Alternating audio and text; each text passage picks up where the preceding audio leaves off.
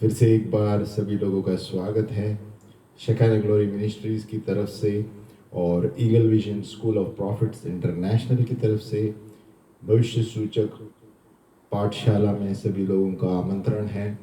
आज हमारी पाठशाला नंबर 57 है। हम एक गीत से शुरुआत करेंगे। आज हम पढ़ेंगे और भी भविष्यद्वक्ताओं के क्षेत्र में, जहाँ पर आत्मिक क्षेत्र में ऊंचाई पर कैसे बढ़ते हैं। एक भविष्यद्वक्ता का जीवन और दूसरी सेवकाओं का भी जीवन। हम गायन लेंगे कि इब्राहिम का प्रभु, इसहाक का प्रभु, याकूब का प्रभु मेरा है ना। वो कभी नहीं छोड़ेगा हमें। इन दिनों में जहाँ पर समस्याएं चल रही है, फिर भी प्रभु कभी हमें छोड़ेगा नहीं।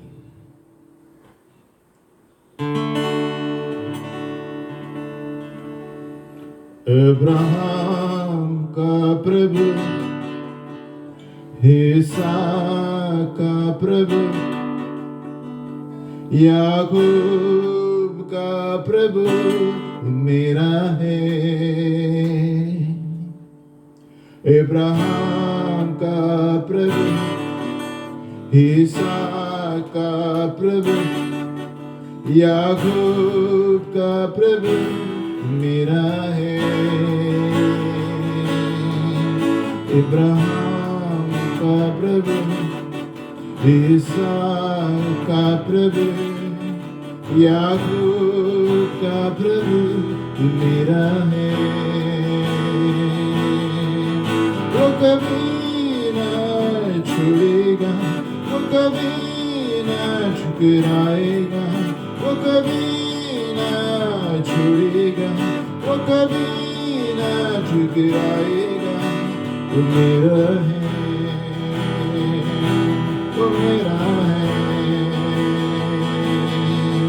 इब्राहिम का प्रभु, इसहाक का प्रभु, याकूब का प्रभु मेरा है। वो कभी ना छोड़ेगा, वो कभी ना ठुकराएगा, वो कभी ना छोड़ेगा, वो कभी ना ठुकराएगा। मेरा है, मेरा है।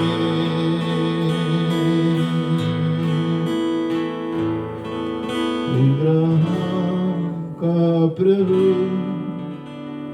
इसहाक का प्रभु, याकूब का प्रभु मेरा है।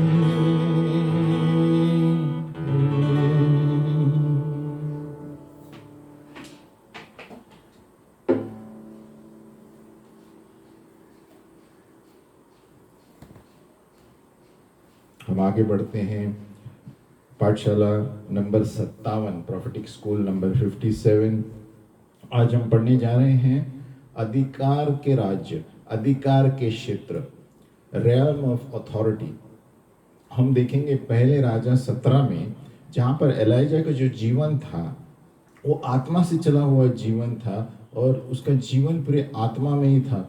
और वो एक भविष्यद्वक्ता का दफ्तर के लिए कहला गया था, है ना, बुलाया गया था, है ना। एलाइशा जो कहते हैं तिशबाइट, गिलियद से आया हुआ, और उन्होंने एहाब से कहा, मैं जो परमेश्वर के सामने हर वक्त खड़ा रहता हूँ। एक राजा 17 का 1। और तिशबी एलिया जो गिलाद के परदेशियों में से था, उसने अहाब से कहा, इज़राइल का परमेश्वर यहोवा जिसके सम्मुख में उपस्थित रहता हूँ, उसके जीवन की शपथ, इन वर्षों में मेरे बिना कहे न तो मेघ बरसेगा और न ओस पड़ेगी। अभी ये उसने परमेश्वर के वचन के अनुसार नहीं कहा है, उसने अपने शब्दों में कहा कि मेरे वचन के बिना बारिश नहीं होगी। अब ये बहुत बलवंतता है एक व्यक्ति में, जो बिना प्रभु से मांगे कहता है कि मेरे कहे बिना कुछ नहीं होगा। तो ये अधिकार उसने कहाँ से लिया कि मेरे कहे बिना कुछ नहीं होगा, है ना। तो जहाँ पर भी हमें बुलाया गया है, भविष्यद्वक्ता हो, वही संदेश हमारे ऊपर भी लागू होता है। क्योंकि एक भविष्यद्वक्ता जो होता है ज़्यादातर रीमा वचन पे चलता है, जो परमेश्वर कहता है, आत्मा में कहता है। हम यहोशू में भी देखते हैं, यहोशू 10:14 में, न तो उससे पहले कोई ऐसा दिन हुआ और न उसके बाद जिसमें यहोवा ने किसी पुरुष की सुनी हो, वचन की नहीं सुनी हो लिखा है, क्योंकि यहोवा तो इज़राइल की ओर से लड़ता था। तो यहाँ पर हमें क्या समझना है कि ये अधिकार कहाँ से मिला? एलिया को, यहोशुआ को, है ना। 10:14 में लिखा है, न तो उससे पहले कोई ऐसा दिन हुआ और न उसके बाद जिसमें यहोवा ने किसी पुरुष की सुनी हो। वचन भी नहीं कहा है उन्होंने, अपने शब्दों से कहा है ना। यानी ये यहोशू ने ही कहा था ये शब्द जब युद्ध में था कि सूरज थम जाए, है ना। एलिया एक व्यक्ति था, यहोशू और एक व्यक्ति था। तो ये आत्मा के क्षेत्र में बात कर रहे हैं। जब हम परमेश्वर के साथ इतने नजदीक की उपस्थिति में रहते हैं तभी ये अधिकार मिल सकता है ना। और ये बहुत से लोग यहाँ पर पहुंच नहीं पाते क्योंकि उनका जीवन परमेश्वर के साथ सही नहीं है, और परमेश्वर उन्हें अधिकार देगा भी नहीं, क्योंकि अगर जो अधिकार देंगे कि गलत इस्तेमाल किया जाएगा और उसकी घृणा की जाएगी। और ये बहुत साफ है कि यहोशू जो था परमेश्वर की इच्छा कर रहा था, और परमेश्वर की इच्छा करने के वक्त उसको समझ आया और वो अधिकार आया। और ये भी बहुत साफ है कि उसने कहा है, एलिया ने भी खुद कहा है कि मेरे कहे बिना बारिश नहीं होगी।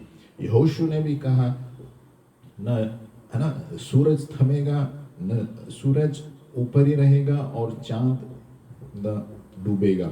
यानी इतना इतना अधिकार से ये कैसे बोल सकते हैं, है ना। जबकि परमेश्वर की इच्छा के बिना कुछ नहीं होता है, तो उसका मतलब है इतना अधिकार था इनके पास, है ना। और ये परमेश्वर की इच्छा थी, और उन्होंने सूर्य को हुक्म दिया और चांद को हुक्म दिया थम जाए, और परमेश्वर ने उसकी बातें सुनी। और कहते हैं कि ऐसा न कोई दिन था और आगे हुआ ऐसा दिन जहाँ पर परमेश्वर ने व्यक्ति का सुना, मनुष्य का सुना। अभी एलिया जो भी ऐसा ही व्यक्ति था, वो उनके पहले आया था यहोशू से, है ना। और कहता है मेरे वचन के बिना बारिश नहीं होगी, मेरे शब्द के बिना। और वो बहुत कम बोलता था एलिया, है ना। वो खेलने वाला व्यक्ति नहीं है शब्दों में। वो ऐसी जगह पर पहुंचा जहाँ पर अधिकार था उसका, परमेश्वर का अधिकार लेके चलता था। और मैं कहना चाहता हूँ कि ऐसे अधिकार, यानी वो परमेश्वर के सिंहासन के सामने हर वक्त खड़ा रहता था, है ना। ऐसा अधिकार कि उसके ऐसे भी बोले हुए शब्द काम में आते थे। एक उदाहरण 2 राजा 1:8 में, जब एहब राजा ने वहाँ पर भेजा था, 2 राजा 1 में, है ना। उन्हें अधिकारी के द्वारा 50 व्यक्तियों को भेजा, जहाँ पर वो पहाड़ पर बैठा था प्रार्थना करता हुआ, है ना। और उन्होंने कहा, राजा ने कहा है आपको नीचे आओ। और एलिया ने क्या कहा, और उन्होंने ज़बरदस्ती ऐसे नहीं किया क्योंकि वो प्रार्थना कर रहा था एलिया उस वक्त पहाड़ के ऊपर, है ना। लेकिन वो प्रार्थना का समय अड़चन लाने की वजह से उसने क्या कहा, राजा ने उसको और एक अधिकारी भेजा और उनको एलिया के वहाँ भेजा पहाड़ पर, है ना। और वो अधिकारी बहुत घमंड से कहने लगा, हे परमेश्वर के दास, द किंग, राजा wants you now, the king wants you now, राजा को अभी आपकी ज़रूरत है, चले आओ। तो एलिया ने कहा, अगर मैं परमेश्वर का दास हूँ, ज्वाला आग उतर आए और तुझे भस्म कर दे। तो ये अधिकारी 50 लोगों के साथ भस्म हो गया। तो देखो, एलिया के ऐसे ही कहे हुए शब्द में सामर्थ्य था। और फिर राजा ने तीसरे झुंड को भेजा, वो भी अधिकारी था, और कहा, उन्होंने भी कहा कि ऐसे हो जाए। 2 बार हुआ और दोनों बार भस्म किया गया। लेकिन तीसरा व्यक्ति दर्शाना था, उन्होंने कहा, नम्रता से झुक के कहा, हे परमेश्वर के दास, हम पर दया कर, राजा ने पूछा है कि यदि आप आ सकते हैं क्या। देखो, अलग तरीके से पूछा, उन्होंने नम्रता से पूछा। लेकिन कहने का मतलब ये है कि एलिया ने ऐसे ही कहा, अगर मैं परमेश्वर का दास हूँ ज्वाला आग बरसे इस वक्त और भस्म हो जाए, और ऐसे हुआ 2 बार। उसका मतलब इतना अधिकार से बात करता था, न प्रभु से प्रार्थना किया उसने, प्रभु मैं से करूँ क्या वो करूँ, है ना। तो ये अधिकार है, आत्मिक अधिकार में चलना है। अगर उसने कहा अगर मैं परमेश्वर का दास हूं, तो ये अधिकार कहां से आता है? तो ये अधिकार जो भविष्यवाणी हो या और कोई सेवकाई में हो, ये अधिकार ये 3 शब्दों से आता है। पहला यूनानी शब्द है एगातोस। एगातोस यानी अच्छा हृदय, है ना। और दूसरा शब्द है डिकायोस, उसका मतलब है धार्मिकता। और तीसरा शब्द है हेगियोस, उसका मतलब पवित्रता। यानी पहला गुड हार्ट, दूसरा राइटियसनेस और तीसरा होलीनेस। तो ये 3 शब्द, ये 3 चीजें जब एक व्यक्ति में होती हैं, तब वो अधिकार से बात करते हैं। हम आगे देखेंगे एक अच्छा हृदय, गुड हार्ट, जब भविष्यद्वक्ता को परमेश्वर बुलाता है, उसको तैयारी करता है एगेतोस से, अच्छे हृदय से। क्योंकि एक भविष्यद्वक्ता को जाना जाएगा, जांचा जाएगा उसके हृदय के अनुसार। ये हमें याद रखना है। एक भविष्यद्वक्ता का हृदय को परमेश्वर उसको संबंधित बात करता है। अधिकार में चलने से पहले परमेश्वर हमारे हृदयों को जांचता है। अगर जो हमारे पास एक अच्छा हृदय नहीं है, हम बाकी के 2 में नहीं चलेंगे, धार्मिकता में नहीं चलेंगे और अधिकार में नहीं चलेंगे।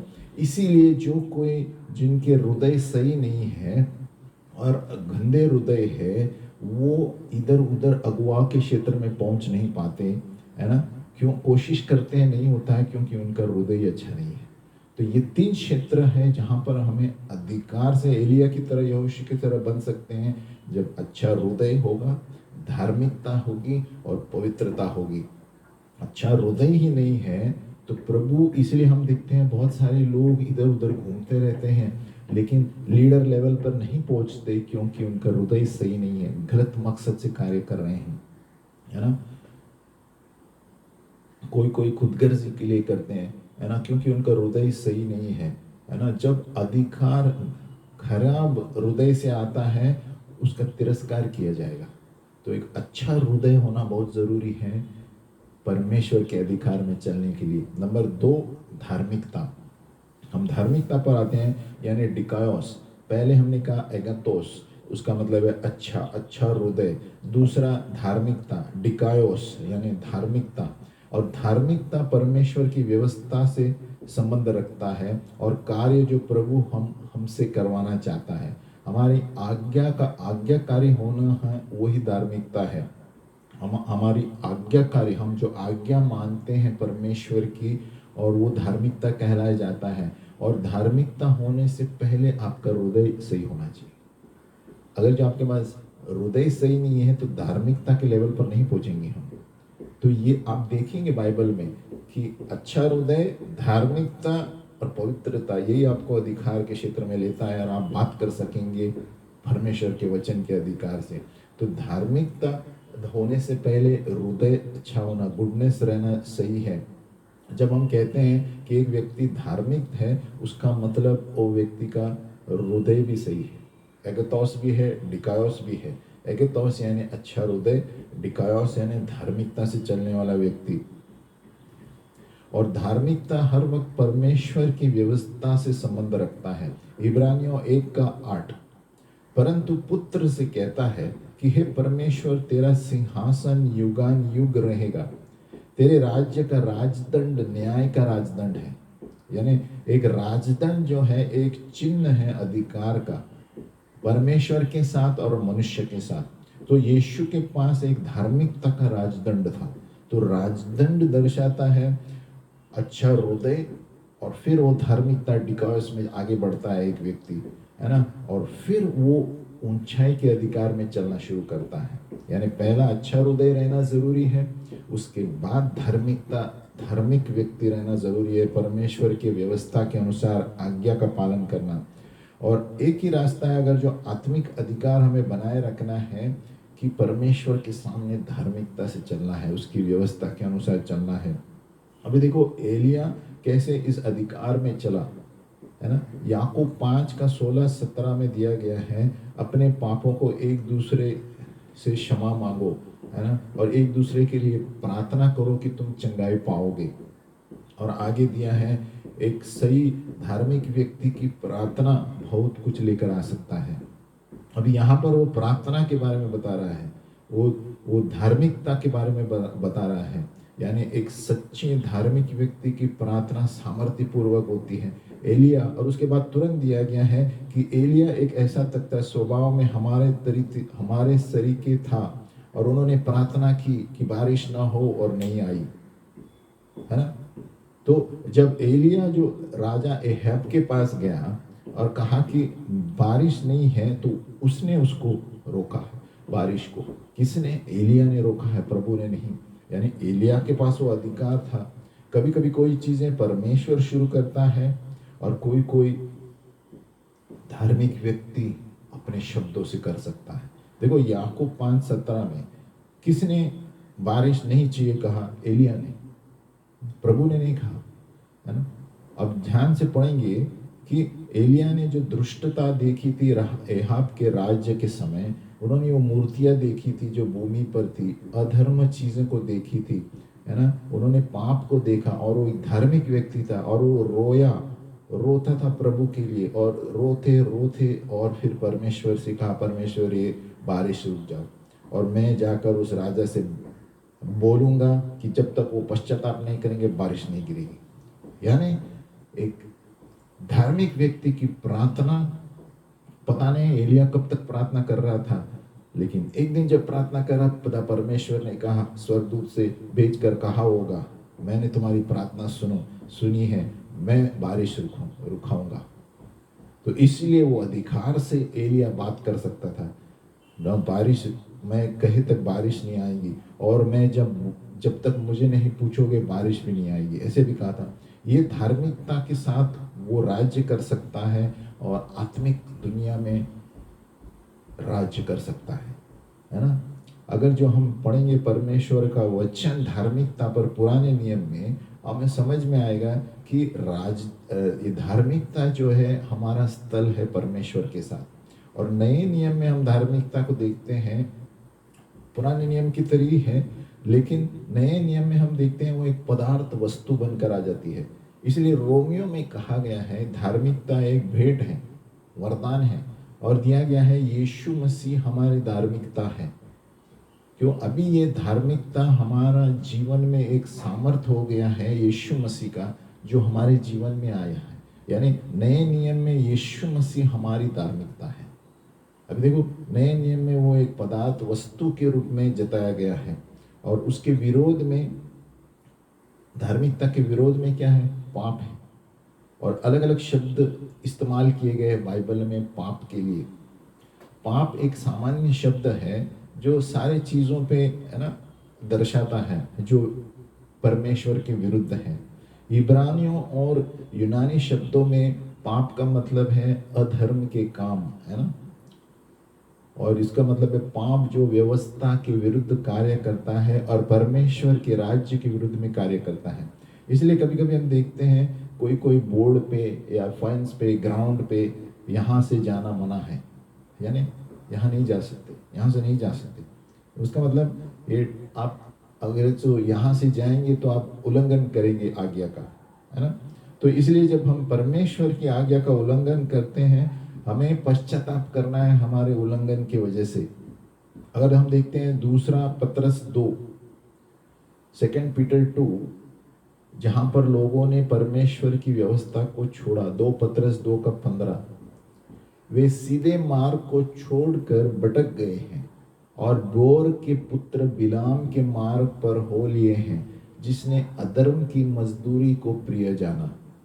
देखो, तो बलाम जो है एक भविष्यद्वक्ता था, वो परमेश्वर को जानता था एक दफे, लेकिन हमें समझ में नहीं आ रहा है पूरी तरह की ऐसे परमेश्वर को कैसे जानता था वो, है ना। और जब वो श्राप देना चाहता था इजराइल लोगों के लिए, वो अंत में आशीष ही देकर गया, है ना, और उसकी आशीषें सबसे बड़ी भविष्यवाणियां थी। इसलिए बलाम का संबंध परमेश्वर के साथ था, लेकिन उसकी समस्या एगेतोस अच्छे हृदय में थी, उसका हृदय सही नहीं था। इसलिए हमने पहले भी बताया कि भविष्यद्वक्ता अच्छी सेवकाई के लिए हमारा हृदय सही होना बहुत जरूरी है। आपका हृदय सही नहीं होगा तो आप गिर जाएंगे, तो आगे की धार्मिकता नहीं मिलेगी, क्योंकि हृदय सही नहीं है तो अगला अधिकार धार्मिकता नहीं मिलेगा, क्योंकि हम गलत मकसद से काम करते हैं। देखो बलाम का हृदय अच्छा नहीं था, है ना, धार्मिकता के साथ। अब देखते हैं 2 पतरस हमने अभी पढ़ा, है ना, 2 पतरस 2:15, वे सीधे मार्ग को छोड़कर भटक गए हैं और बोर के पुत्र बलाम के मार्ग पर हो लिए हैं। बलाम का कौन सा मार्ग है? सही मार्ग नहीं था, जिसने अधर्म की मजदूरी को प्रिय जाना। तो देखो बलाम को क्या प्रॉब्लम हुआ? अच्छा हृदय न होने की वजह से परमेश्वर के सामने हृदय सही नहीं था। और ये सिर्फ अधर्मी नहीं था, उन्होंने लोगों को, बालाक राजा को बताया कि कैसे इजरायली लोगों को पाप में लाना है। उसका मतलब उसका हृदय सही नहीं है। तो एक व्यक्ति का हृदय जब सही नहीं होता है, वो लीडर नहीं बन सकता, वहीं पर रुक जाती है बात। आज के दिनों में भी बहुत से लोगों का हृदय सही नहीं है, प्रभु की सेवा करते हैं, इसीलिए वो यहाँ वहाँ घूमते रहते हैं हर एक कलीसिया में, क्योंकि उनका हृदय सही हृदय से सेवा नहीं कर रहे हैं। देखो यहाँ पर बालाक कहता है, वो सिखाया उन्होंने कि इजरायली लोगों को गिराना है तो क्या करना है ना, परमेश्वर की आज्ञा को तोड़ने के लिए करो और वो लोग गिर जाएंगे। तो ये सारी अधर्म की चीजें एक भविष्यद्वक्ता राजा को बता रहा है ना। आपको पता है कितनी बार वचन में परमेश्वर ने धार्मिकता को भविष्यद्वक्ताओं के साथ तुलना की है। एक उदाहरण जेम्स याकूब 5:17 है। जब भी धार्मिकता की बात आई है, परमेश्वर ने उसके बाद तुरंत भविष्यद्वक्ता का उदाहरण दिया है। याकूब 5:17, है ना, ये देखते हैं धार्मिक व्यक्ति की प्रार्थना बहुत असरदार है, और तुरंत उसके बाद एलिया के बारे में कहा गया है ना, जो अधिकार से चलता था और बारिश नहीं आई, है ना। आप घर में पढ़ सकते हैं, जहां पर भी पर प्रभु अधिकार धार्मिकता बताता है, तुरंत उसके बाद भविष्यद्वक्ता का उदाहरण दे रहा है। याकूब 5:17, उसका मतलब एक अच्छा हृदय और धार्मिकता से हम अधिकार से प्रार्थना कर सकते हैं, है ना। कितने बार परमेश्वर ने धार्मिकता और भविष्यद्वक्ता की तुलना की है। देखो जकरिया जो भविष्यद्वक्ता था, पहले से धार्मिक व्यक्ति था और वो धार्मिक अभिषेक उसके जीवन में आया। सिमियोन जो था, वो परमेश्वर की मसीहा के लिए ठहरा था, मसीहा के आने का, और उन्होंने एक भविष्यवाणी और शब्द परमेश्वर से सुनी। सोचो ऐना जो भविष्यद्वक्ता थी, उन्होंने उपवास और प्रार्थना करके परमेश्वर को चाहा। और एलिया क्या था? प्रार्थना कर, भविष्यद्वक्ता होने से पहले एलिया एक मध्यस्थी वाला था और प्रार्थना का योद्धा था। और प्रेरित पौलुस क्या था? वो प्रार्थना का व्यक्ति था प्रेरित होने से पहले, है ना। आप हर एक पत्रिका उसमें आप देखेंगे, वो रोमियो में कहता है कि मैं आपके लिए प्रार्थना कर रहा हूँ, मैं आपके लिए, कोलोसियों में कहता है मैं प्रार्थना कर रहा हूँ, एफिसियों में कह रहा है मैं प्रार्थना कर रहा हूँ। उसका मतलब है हम ऐसे लग रहा है हर वक्त प्रार्थना कर रहा था दूसरों के लिए। तो इसलिए हमें बहुत महत्वपूर्ण है समझना कि जो भी दफ्तर प्रभु ने हमें बुलाया है ना, सबसे पहले हमें पुरुष या महिला, हमें अच्छा हृदय रहना चाहिए, धार्मिकता हमारे जीवन में रहना चाहिए, और तभी हम एक अच्छे योद्धा बनेंगे। गुड हार्ट एगेतोस और डिकायोस यानी राइटियसनेस, धार्मिकता होनी चाहिए। परमेश्वर के वचन के अनुसार हमें चलना है ना। ये सारे उदाहरण दिए गए थे ना। जकरिया धार्मिक व्यक्ति, सिमियोन जो परमेश्वर की बाट जो रहा था यीशु मसीह की, फिर ऐना भविष्यद्वक्ता उपवास प्रार्थना में लगी रहती थी, एलिया मध्यस्थी करता था भविष्यद्वक्ता से पहला, प्रार्थना का योद्धा था, है ना। पौलुस एफिसियों में, कोलोसियों में हर वक्त पत्रिकाओं में लिखता है मैं आपके लिए प्रार्थना करना नहीं छोड़ता। इसलिए हर एक व्यक्ति जो परमेश्वर की सेवकाई करता है, वो अच्छा हृदय होना चाहिए नंबर 1, दूसरा धार्मिकता में चलना चाहिए। जब भी परमेश्वर का अधिकार चलता है वो बात करते समय, है ना। और ये एक कारण है कि बेदारी नहीं है, जागृति नहीं है कलीसियाओं में, क्योंकि धार्मिकता से लोग नहीं चल रहे हैं। धार्मिकता की कमी की वजह से अगुवाए लीडर कम हैं और बेदारी नहीं आ रही है। आप अच्छे हो सकते हैं लेकिन धार्मिक नहीं हो सकते। ये हो सकता है कि आप अच्छा हृदय है लेकिन धार्मिकता नहीं है। तो ऐसे लोग हैं, इसलिए कलीसियाओं में समस्या है ना। You can be good without being righteous, यानी आप धार्मिकता नहीं होंगे लेकिन अच्छा हृदय होंगे, परमेश्वर के साथ नहीं चलता। बहुत सारे लोग क्रिस्ती लोगों के ढांपने प्रार्थनाओं के जरिए चल रहे हैं, है ना, लेकिन परमेश्वर की धार्मिकता में नहीं चल रहे। बहुत सारे लोग दूसरे लोगों की मध्यस्थी या विनंती के द्वारा चल रहे हैं, अपना जीवन चला रहे हैं, लेकिन खुद की धार्मिकता नहीं है। परमेश्वर का वचन 100% नहीं पिक्चर करते, है ना। परमेश्वर को धार्मिकता में खोज नहीं रहे हैं। बेदारी क्यों नहीं है, रिवाइवल क्यों नहीं है? शैतान हंस रहा है क्योंकि ये सभी कलीसिया खेल रहे हैं, है ना। परमेश्वर धार्मिकता का हुक्म करता है, धार्मिकता चाहिए परमेश्वर को। अगर जो धार्मिकता नहीं है, आपके आत्मिक सेवकाएं एक खिलौना है।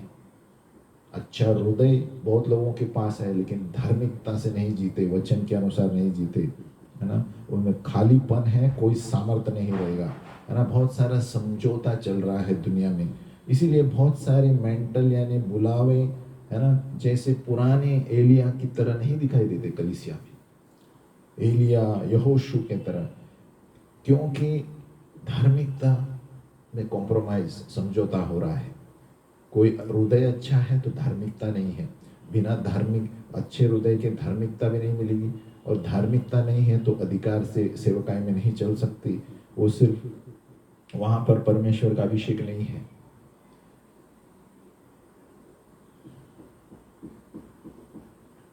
तीसरा मुद्दा है पवित्रता। अब ये तीसरा क्षेत्र, पहला क्षेत्र हमने पढ़ा अच्छा हृदय होना चाहिए सेवकाई के लिए, तभी वो अधिकार में चलेगा। नंबर 2, धार्मिकता से चलना चाहिए तभी वो अधिकार में चलेगा। धार्मिकता यानी परमेश्वर की व्यवस्था को 100% चलना है उसमें, है ना। तभी एलिया की तरह बात कर सकते हैं, यहोशू की तरह बात कर सकते हैं, सूर्य थम जा, तभी वो अधिकार आता है। आज के दिन में वो अधिकार नहीं है क्योंकि लोग को हृदय लोगों का अच्छा है लेकिन धार्मिकता नहीं है। तो परमेश्वर की डिग्री हम कह सकते हैं पढ़ाई में अच्छा हृदय, धार्मिकता का जीवन, पवित्रता। हम तीसरे पर आ रहे हैं, पवित्रता। हम छोटा सा ब्रेक लेंगे, एक गायन लेंगे।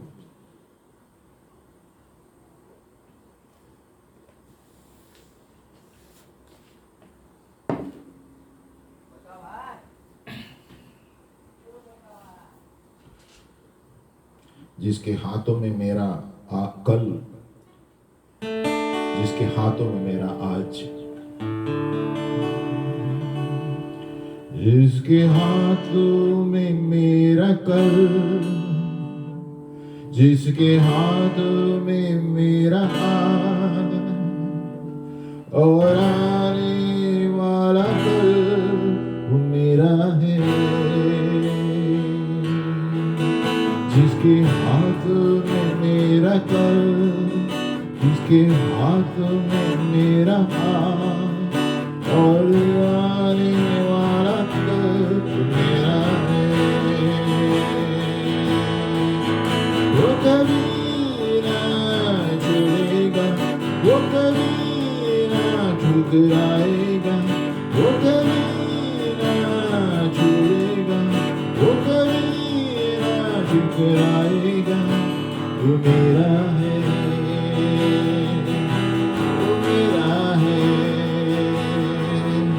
इब्राहिम का प्रभु, इसहाक का प्रभु, याकूब का प्रभु, वो मेरा है।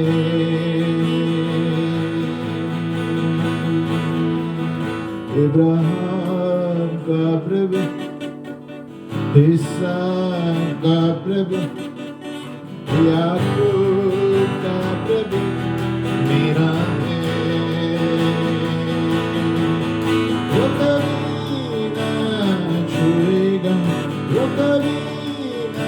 ठुकराएगा वो कभी ना छोड़ेगा, वो मेरा है,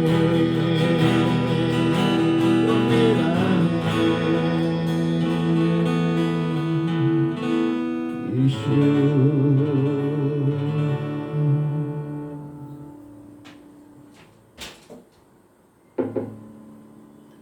वो कभी ना छोड़ेगा। जब हम परमेश्वर के व्यवस्था के अनुसार जिएंगे, धार्मिकता, पवित्रता, तो खुद ब खुद हम अधिकार से चलेंगे और वो कभी नहीं छोड़ेगा हमें। हम आगे तीसरा क्षेत्र है होलीनेस यानी हेगियोस। हमने पहला पढ़ा एगाथोस, अच्छा हृदय होना जरूरी है। नंबर दूसरा हमने पढ़ा हेगाथोस पढ़ा, और दूसरा हमने कौन सा पढ़ा? धार्मिकता, डिकायोस। यानी ये तीनों चीजें चाहिए सेवकाई के लिए, तब हम अधिकार से चल सकते हैं। तभी हम देखते हैं कि लोग स्टेज पर गिरते हैं, बाजू से जाएंगे तो अभिषेक चलता है। ये तीसरा मुद्दा जो है पवित्रता, और अच्छा हृदय ही नहीं है तो परमेश्वर की उपस्थिति नहीं रहती है ना। वो व्यक्ति अगुआ बनता नहीं है, काम करेगा परमेश्वर का, लेकिन बलाम की तरह दो जगह पैर है। हम तीसरा मुद्दा देखेंगे पवित्रता यानी हेगियोस, एगाथोस, डिकायोस, हेगियोस यानी पवित्रता। ये ऐसा क्षेत्र है, अगर जो आप धार्मिकता, अच्छा हृदय और धार्मिकता में पहुंचते हैं, अभी तक ये क्षेत्र में नहीं पहुंचे जो एलिया ने पहुंचा है। आपने सिर्फ छुआ है उसे, क्योंकि और एक क्षेत्र है जो हेगियोस है। और हमारे मन में हम सोचते हैं बहुत से लोग धार्मिकता है और पवित्रता एक ही है, ऐसे उनको लगता है। अलग है दोनों। राइटियसनेस एंड होलीनेस उनको सेम लगता है।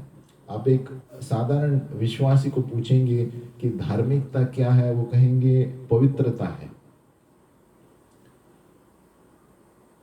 फिर हम पूछेंगे कि धार्मिकता और पवित्रता क्या है, यानी पवित्रकरण, सैंक्टिफिकेशन। पवित्रकरण यूनानी शब्द से आता है हेगियोस, और जस्टिफिकेशन, न्याय करना, वही यूनानी शब्द से आता है डिकायोस। तो पवित्रता कहाँ है? पवित्रता व्यवस्था से भी ऊपर चलती है। याद रखो कि धार्मिकता हमने कहा कि व्यवस्था के अनुसार है, पवित्रता जो है हमारे अंदर के क्षेत्र के भाग है, स्वभाव है। धार्मिकता परमेश्वर के व्यवस्था पर चलती है, पवित्रता परमेश्वर के स्वभाव। तो धार्मिकता व्यवस्था है, पवित्रता परमेश्वर की उपस्थिति यानी उसका स्वभाव हमारे अंदर होना चाहिए। इसीलिए अगर जो पवित्र आपके पास है, आपके पास अच्छा हृदय है और धार्मिकता भी है, क्योंकि परमेश्वर उस व्यक्ति में वासी नहीं करेगा जहां पर हृदय सही नहीं है और धार्मिकता नहीं है। तीसरा नंबर है पवित्रता। हाँ, हमारे पास परमेश्वर का स्वभाव है अगर हम उसके आज्ञाओं को मानेंगे, लेकिन पवित्रता एक अलग क्षेत्र है। तीसरा मुद्दा है एक व्यक्ति को अधिकार में चलने के लिए पवित्रता। हम थोड़े वचन देखेंगे जहां पर दिया गया है अंतर पवित्रता और धार्मिकता के क्षेत्र में, है ना। परमेश्वर जो है हमारे पवित्रता में हमारे पद के अनुसार चलाते हैं। हमारा लेवल देखकर परमेश्वर उसके साथ कार्य करता है। जितना हम परमेश्वर में बढ़ते हैं उतना वो हमसे ज्यादा डिमांड करेगा। जैसे ही हम परमेश्वर में बढ़ते जाते हैं उतना ही प्रभु हमसे आत्मिक रूप में और नजदीक बुलाने की कोशिश करेगा, बलिदान मांगेगा, है ना। इसलिए पवित्रता के क्षेत्र में बहुत से कम लोग पहुंचते हैं जहां पर एलिया का अधिकार से चलते हैं। हमें सब भाई बहनों को ये अधिकार मांगना चाहिए जो तीसरा लेवल है, पवित्रता में और धार्मिकता में जिए।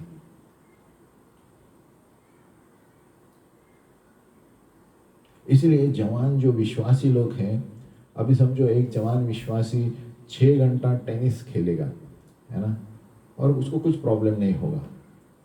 और वो कहेंगे पास्टर कि मुझे पता नहीं, गए बार मैंने क्या था, 6 घंटा प्रार्थना किया, मुझे कुछ प्रॉब्लम नहीं हुआ था, 6 घंटा मैं खेल के खुश था।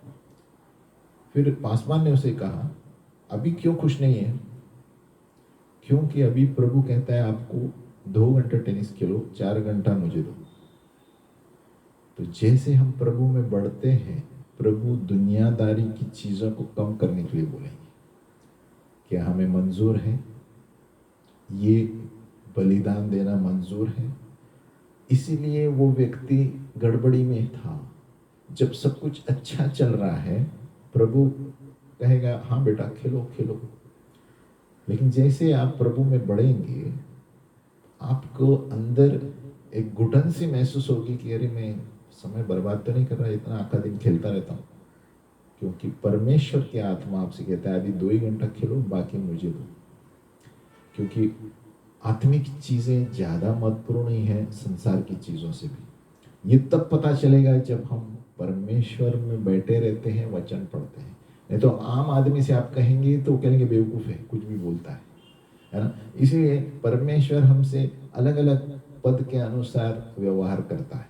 हम वो स्तर पर पहुंचेंगे तो ही समझ पाएंगे, नहीं तो हम इधर से सुन के इधर से छोड़ देंगे और अपना टेनिस खेलते रहेंगे।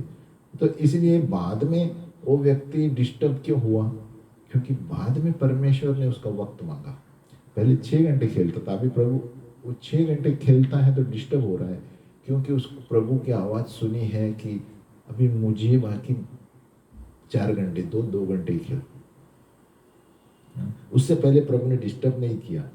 और क्यों नहीं डिस्टर्ब किया? क्योंकि अगर जो वो पहले जो खेलता था 6 घंटे में, वो 6 घंटा खेलना अच्छा था पाप करने के बजाय। क्योंकि वो 6 घंटा नहीं खेलता तो वो व्यभिचार करता। तो समझ में आया, परमेश्वर कोई कोई चीज अलग अलग स्थल के अनुसार निकालता है। तो 6 घंटा खेलना अच्छा था व्यभिचार करने से, लेकिन जैसे व्यभिचार से बाहर आ गया, वो 6 घंटा ज्यादा हुआ। अभी प्रभु कहता है अभी मुझे वक्त दो, है ना। इसलिए परमेश्वर, हम दूसरों के ऊपर ये आज्ञा नहीं दे सकते, फोर्स नहीं कर सकते, क्योंकि प्रभु हर एक के अपने स्थल को जानता है। मेरी कमजोरी जानता है, आपकी कमजोरियों को जानता है, उसके अनुसार स्टेप बाय स्टेप, कदम से कदम आपको लेगा। देखो हमारा परमेश्वर कितना दयालु है ना। क्या हम ऐसे बर्ताव करते हैं? वो ठहरता है, हमारी बाट जोता है ना। क्योंकि उसको पता है कि अगर जो हम 6 घंटा टेनिस खेलना अच्छा है, दूसरा पाप करने से अच्छा, गंदी तस्वीरें देखने से अच्छा, गंदे पिक्चर देखने से अच्छा। और फिर जब वो रुक जाते हैं तब कहता है अभी वो 6 घंटे से कम करो, अभी मुझे समय दो, है। क्योंकि उस वक्त वो व्यक्ति जान चुका है परमेश्वर का महत्वपूर्ण क्या है, इस दुनिया का और संसार की चीज़ों का बैलेंस क्या है। क्योंकि दुनिया की चीज़ें चले जाने वाली हैं, प्रभु वहीं का वही रहेगा। और हमें आनंद प्रभु की चीज़ों से मिलने वाला है, दुनिया की चीज़ों से नहीं। तो इसके लिए समय लगता है, जब तक कि हम प्रभु में वचन नहीं पढ़ते रहते, समय देते हैं, आराधना करते हैं। आहिस्ते आहिस्ते प्रभु समय मांगेगा, बलिदान मांगेगा, है ना। तो ये सारे भविष्यद्वक्ता हम जो देखें, एलिया ने बहुत सारी चीज़ें बलिदान किया है ना। इसलिए अधिकार से बात करते थे, वचन से प्रार्थना नहीं करते थे, सीधे बात करते थे और हो जाता था, क्योंकि परमेश्वर की पवित्रता का स्वभाव अंदर है। तो तीसरा है पवित्रता। तो पवित्रता के लिए परमेश्वर समय बलिदान मांगेगा, है ना। जब हम धार्मिकता से चलते हैं तो वो राजदंड पकड़कर चलते हैं, यीशु हमारी धार्मिकता। जब हम पवित्रता में चलते हैं तो हम प्रभु को स्वयं लेकर चलते हैं। दोनों फर्क देखो, जब हम धार्मिकता से चल रहे हैं तो परमेश्वर के व्यवस्था का राजदंड यीशु, जीसस वाज अ राइटियसनेस। लेकिन जब हम पवित्रता में चलेंगे, उस वक्त स्वयं परमेश्वर की उपस्थिति लेकर चल रहे हैं। इसीलिए उस वक्त हम कुछ भी बोलेंगे तो हो जाएगा, है ना।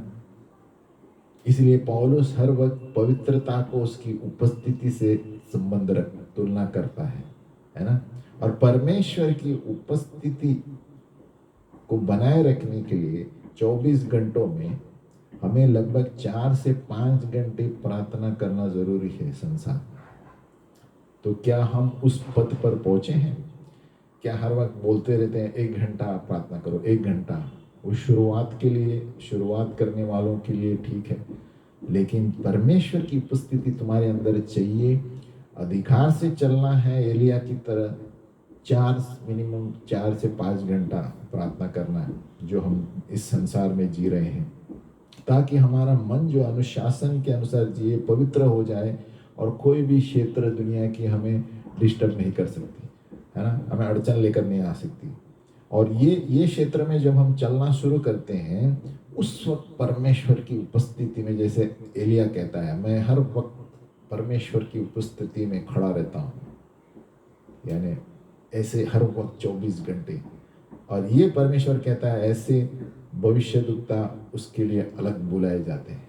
इसके लिए भविष्यद्वक्ता ज़्यादातर अकेले में रहते थे, क्योंकि हर वक्त परमेश्वर के साथ बात करते थे। इसी तरह हमारा जीवन होना है। जैसे हम आगे बढ़ते हैं, देखो हम चल सकते हैं एगतौस, अच्छे हृदय में, और एगतौस में हम चल सकते हैं बिना आनंद लिए हुए उसका। ये और एक चीज़ है ना, यानी हम अच्छा हृदय लेकर चल रहे हैं, लेकिन उसका आनंद लेना जरूरी है। दूसरे शब्दों में कहा जाए कि हमें आनंदित है अच्छाई के लिए, और हम आनंद होते हैं सही चीजें करने के लिए, आनंद मिलता है हमें। क्या हमारा हृदय ऐसा है? इब्रानियों 1:9 कहता है, तूने धर्म से प्रेम और अधर्म से बैर रखा, इस कारण परमेश्वर ने तेरे साथियों से बढ़कर हर्ष रूपी तेल से तुझे अभिषेक किया है। तो ये बस नहीं है कि हम सिर्फ धार्मिक बने। ये बहुत सारे विश्वासी लोग प्राप्त नहीं कर रहे हैं, और ये व्यवस्था के अनुसार सही रहना चाहते हैं, धार्मिक रहना चाहते हैं, लेकिन फिर भी शरीर में कमजोर है। आप उनकी बातों में समझ जाएंगे कि ये व्यवस्था तो मान रहे हैं, लेकिन आनंदित नहीं है, कभी भी पाप कर सकते हैं। यानी परमेश्वर को खुश करने के लिए व्यवस्था मान रहे हैं। हमें ऐसा स्थल पहुंचना चाहिए कि हमें धार्मिकता से प्रेम करना चाहिए, है ना? समझ गए मैं क्या कहना चाहता हूँ? कि हम जो भी करते हैं उसमें आनंद मिलना चाहिए। ऐसा नहीं होना चाहिए कि ये कोई रीति रिवाज है इसलिए हम कर रहे हैं, लेकिन अंदर से अगर जो मौका मिले तो पाप करेंगे।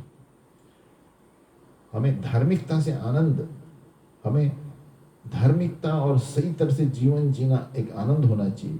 हमें परमेश्वर के आज्ञाओं का आनंद उठाना चाहिए, और तब परमेश्वर के अधिकार में हम चलेंगे। हम ऐसे क्षेत्र में पहुंचना चाहिए जहां पर हमें बलिदान देना, दाम चुकाना पड़ेगा कोई चीज के लिए। तब हम जान जाएंगे कि हम इससे प्रेम करते हैं उस संसार की चीज से भी ज्यादा, है ना? तो कहाँ तो कहीं दाम चुकाना पड़ेगा, और तब हम पवित्र क्षेत्र में चलेंगे और उस क्षेत्र में चल पाएंगे जो प्रभु हमसे चाहता है ना? कि हमें दिया गया है कि हर एक अच्छा पेड़ अच्छा फल लेकर आता है। यूनानी में दिया गया है एगेतोस, है ना? लेकिन कालस fruit, in the Greek it says every एगेतोस, यानी अच्छा झाड़, कालस फ्रूट आनंद पूर्वक फल लेकर आता है। तो ये आनंद पूर्वक धार्मिकता हमारे अंदर होनी चाहिए, है ना? और एक यूनानी शब्द है अच्छाई के लिए, और वो है कालोस। और ये कालोस अच्छाई के लिए सिर्फ इस्तेमाल नहीं किया जाता है, यानी हर एक अच्छा पेड़ बहुत सुंदरता से और आनंदित पूर्वक अच्छाई है। मतलब हमें जो भी चीजें करते हैं उसमें आनंद आना चाहिए, देखने वाले को सुंदरता दिखनी चाहिए। यानी दूसरे शब्दों में हम आनंदित हो जाते हैं आनंद की चीजें करने के लिए, है ना? मतलब हर एक जगह इसलिए किया है, तूने धर्म से प्रेम और अधर्म से बैर रखा। हमें यानी धार्मिकता से हमें प्रेम रखना चाहिए, है ना? हर एक परमेश्वर की चीज से हम आनंदित रहना चाहिए, उत्सुक रहना चाहिए, क्योंकि पवित्रता जो है ना, ये हमारे अधर्म के काम से तुलना रखते हैं, और धार्मिकता जो है हमारे व्यवस्था के उल्लंघन करने से, है ना? इसलिए अधर्म के काम यानी हमारे अंदर की चीजें साफ होनी चाहिए, अधर्म के काम। और उल्लंघन करना व्यवस्था यानी बाहर से धार्मिकता दर्शाता है, व्यवस्था का उल्लंघन करना। लेकिन पवित्रता के लिए हमारे अंदर जो अधर्म के काम है आदाम से, वो साफ होने चाहिए, तब हम आनंदित होंगे। यानी अधर्म के काम, इनिक्विटी हमारे हृदय के, क्या कहते हैं, हृदय के अंदर जो चल रहा है शरीर में, उसके अनुसार है ना। यीशु मसीह ने सिर्फ हमारे पापों को नहीं लिया, उन्होंने हमारे अधर्म के कामों को भी अपने ऊपर ले लिया है। यानी अधर्म का मतलब है हमारे हृदय की शर्त भी अंदर जो है, हमारे हृदय का क्षेत्र भी उन्होंने ले लिया है। हमारे हृदय सही रहने चाहिए प्रभु के सामने, जो हम पहले भी कह चुके हैं। यानी पाप के, हमारा हृदय और शरीर आदाम की वजह से अधर्म का शरीर है ना। इस शरीर में अधर्म है। और एक उदाहरण है यशाया, हम देखेंगे जब उजिया राजा मरा था, उन्होंने प्रभु को देखा, है ना, दिया गया है, और उन्होंने देखा सरफ आके पवित्र पवित्र पवित्र कह रहे थे। और जब उन्होंने परमेश्वर की पवित्रता देखी, 5वें वाक्य में कहता है कि धिक्कार है मुझ पर, मैं, है ना, मैं साफ नहीं हूं। हमें जानना चाहिए कि यशाया धार्मिक व्यक्ति था, है ना, वो पाप करने वाला व्यक्ति नहीं था, व्यवस्था से सही था, फिर भी वो कह रहा है मैं अशुद्ध है मेरे ओंठ, यानी मेरे ओंठ फिर भी अशुद्ध है बोल रहा है, और मैं ऐसे लोगों में जी रहा हूं जो अशुद्ध ओंठ है। और तो ये सिर्फ व्यवस्था के बारे में नहीं बोल रहा है, वो कहता है हमारे जो शब्द मुंह से निकलते हैं वो हमारा स्वभाव बताता है। तो ये मैं बताना चाहता हूं कि अधर्म हमारे अंदर के मन को, यिर्मयाह कहता है ना, हमारे मनुष्य जाति का मन ही दुष्ट है, तो वो पवित्रता की तुलना में हमें सीखना है। इसलिए यशायाह कहता है वो धार्मिक होने के बावजूद, बिना पाप के होने के बावजूद कहता है, हो प्रभु मेरे होंठ अशुद्ध है ना। उसका मतलब वो जानता था अंदर से हम कितने भ्रष्ट हैं, हमारे हृदय कितने भ्रष्ट हैं। वो सिर्फ कार्यों के बारे में नहीं बोल रहा है ना, वो कहता है हमारे स्वभाव ही भ्रष्ट है, हम कितने, और आपने मुझे दर्शन दिया, है ना, ऐसा हो जाता है। पतरस भी ऐसे ही किया, जब यीशु मसीह ने उसको मछली पकड़ के दी, मछली पकड़ी, है ना, मछलियाँ, तो नहीं कहा प्रभु मैं पापी हूँ।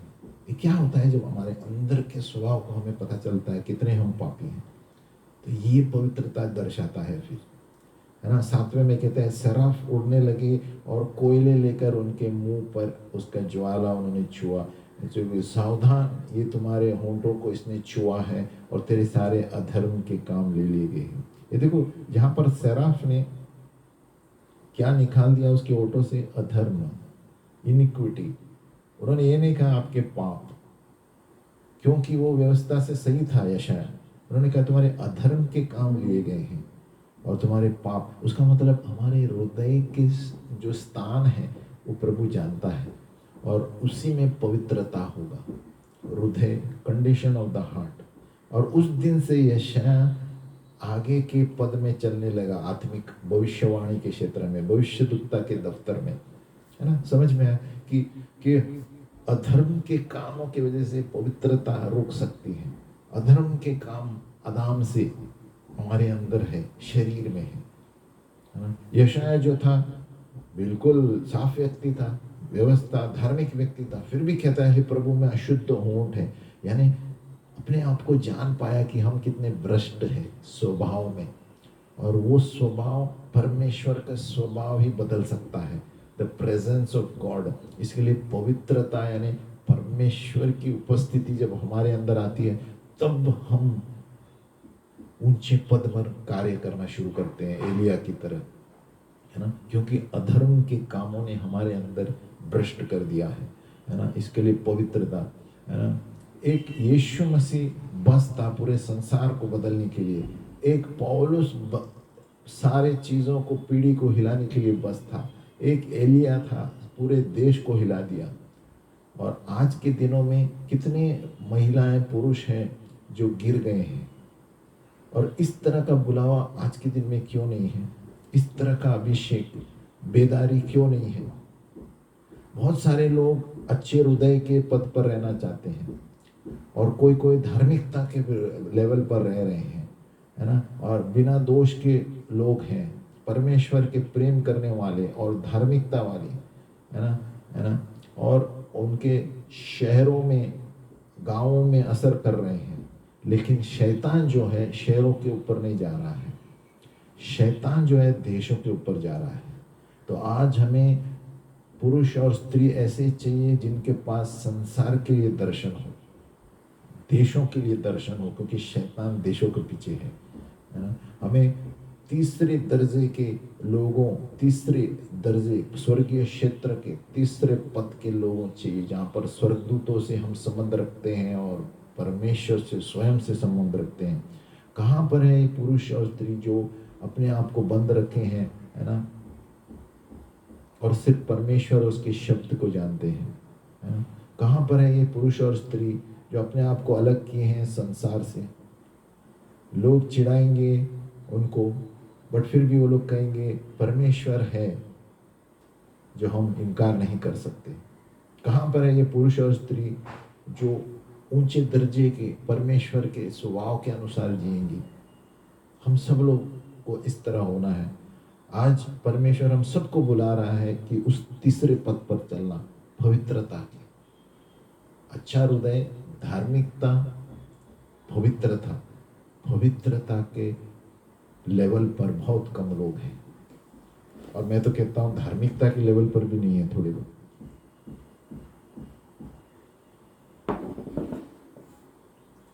अच्छा हृदय सबके पास है, तो हमें परमेश्वर का वो स्वभाव के लिए हमें भूखा रहना, प्यासा रहना है।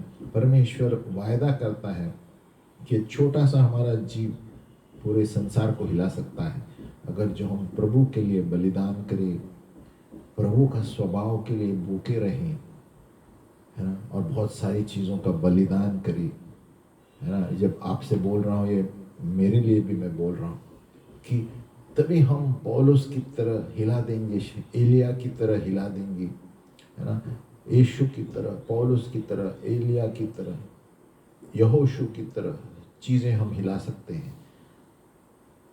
हम प्रार्थना करेंगे कि प्रभु हमें वो पवित्रता का पद दे, तीसरे मुद्दे पर, कि हम वो स्वर्गीय क्षेत्रों में चले कि जब हम कुछ बात करें तो हो जाएगा और परमेश्वर के लिए प्रार्थना करने की जरूरत नहीं पड़ेगी। एलिया ने कहा और हो गया, बारिश नहीं गिरी, परमेश्वर से उन्होंने प्रार्थना नहीं की।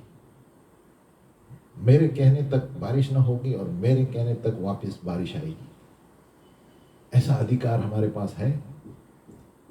हम प्रार्थना करेंगे कि हे पिता परमेश्वर, हमें वो अधिकार दे, खास करके पवित्रता का और धार्मिकता का। हमारे हृदय सबके अच्छे हैं प्रभु, लेकिन धार्मिकता से चलना सिखा प्रभु, और फिर पवित्रता से ही हम शहरों को और देशों को, संसार को हिला पाएंगे। हमारी मदद कर प्रभु और अनुग्रह दे कि हम एलिया की तरह चले, पौलुस की तरह चले, और हम एक मिसाल बनकर रहे इस दुनिया में, अपने देश में, सिर्फ शहरों में और गांवों में नहीं। हमें तेरी अनुग्रह की जरूरत है प्रभु, अभिषेक की जरूरत है, पवित्रता की जरूरत है। हमें उस क्षेत्र में जहाँ पर हमें बलिदान करना है हमें बताओ प्रभु, ताकि हमें भी कुछ दाम चुका कर ही हम आपके स्वभाव को ले पाएंगे और उसके अनुसार चल पाएंगे और उस अधिकार में चल पाएंगे प्रभु। यीशु के नाम में हम प्रार्थना करते हैं प्रभु। जितने भी कलीसियाएं हैं इस संसार में, इस देश में, सभी लोग उस तीसरे लेवल पर चले, पवित्रता की प्रभु, जहाँ पर अच्छा हृदय सबके पास है, धार्मिकता में भी चलते हैं लेकिन पवित्रता नहीं है प्रभु। जैसे यशायाह ने कहा, मेरे होंठ अशुद्ध है, और कोई धार्मिकता पे भी नहीं चल रहे हैं प्रभु, क्योंकि बाहर अच्छे हृदय से कार्य भी करते हैं लेकिन आपकी व्यवस्था के अनुसार नहीं चलते, और इसीलिए प्रभु बहुत सारी कलीसियाओं में अगुआ और पासबान पैदा नहीं होते और पौलुस जैसे लोग पैदा नहीं होते प्रभु। हमें भी उनके गिनती में आना है प्रभु, ताकि हम भी संसार को बता सके कि यीशु जीवित है, और जिस तरह उन्होंने संसार को हिलाया प्रभु, हम भी उस अभिषेक में और उस पवित्रता में चले कि हम भी कुछ बोलेंगे तो वो हो जाएगा, बिना प्रार्थना किए प्रभु, क्योंकि हम आपकी उपस्थिति में रहेंगे। हमें सिखा प्रभु कि किस तरह उस पवित्रता में चलना है, कौन से क्षेत्रों में हमें बलिदान करना है, हमारे समय को, हमारे चीज़ों को जो हमें अच्छी लगती है, ताकि हम आपकी उपस्थिति लेकर चले। यीशु के नाम में प्रार्थना करते हैं, आमीन। हम फिर से गायन लेके अंत करेंगे कि हमारा वही इब्राहिम का प्रभु हमें नहीं छोड़ेगा अगर जो हम उसका पीछा नहीं छोड़ेंगे।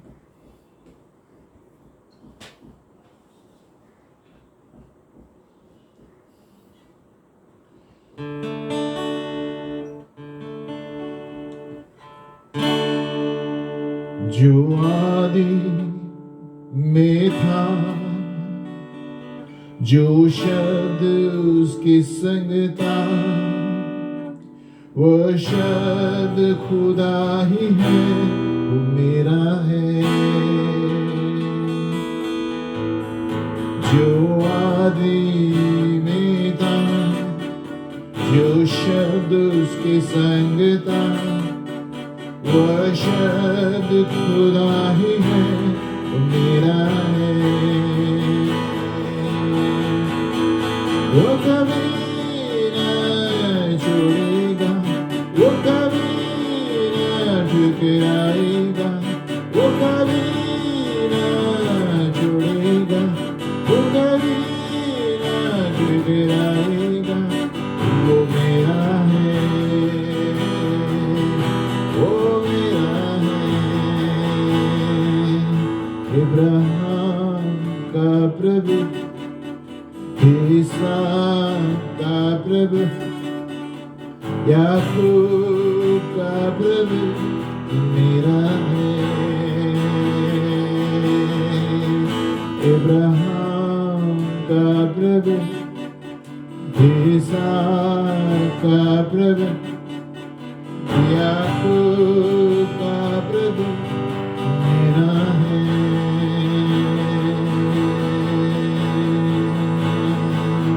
वो कभी न छोड़ेगा, वो कभी न ठुकराएगा, वो कभी न छोड़ेगा, वो कभी न ठुकराएगा, वो मेरा है, वो मेरा है। प्रभु इब्राहिम का प्रभु, इसहाक का प्रभु, याकूब का प्रभु मेरा है, मेरा है।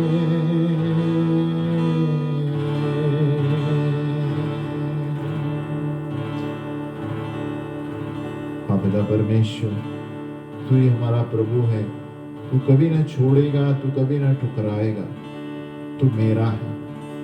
इस भविष्य सूचक पाठशाला में जो हमने सीखा प्रभु,